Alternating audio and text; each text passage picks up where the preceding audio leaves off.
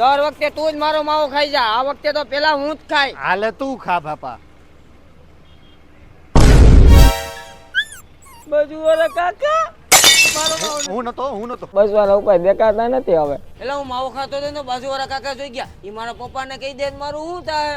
એલા યાર હું માવો ખાતો પકડાઈ ગયો, બસવાનો ઉપાય કઈક વિચાર વિદલા વિચાર. એલા ભાઈ તું માવો ખાતો પકડાણો તો તે તાર પપ્પાએ તને કેવોક માર્યો હતો?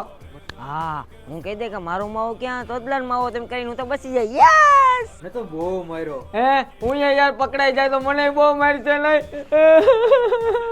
એ કામ કરો કાકા પાસે જઈને કહી દો કાકા તમારા પપ્પા નહીં કહેતા, હું હવેથી છે ને કોઈ દી માવો નહીં ખાવ. કાકા હું માવો ખાવ તમારા પપ્પાને નથી કીધું ને? લે બેટા તું મવાઈ ખા. એ તમે ભૂલી ગયા? અરે હા ઈ તો હું તારા બાપને કહેતા ભૂલી જ ગયો. લે હારું તું યાદ દેવરાવ દે. અરે કાકા લો કહેતા મારા પપ્પા મને મારી હમણાં ફોન કરું હમણાં. નહીં કાકા રહેવા દ્યો. મને માફ કરી તારા દો. જીવા જવાનિયા માવો ખાઈ થોડું સારું લાગે હવે.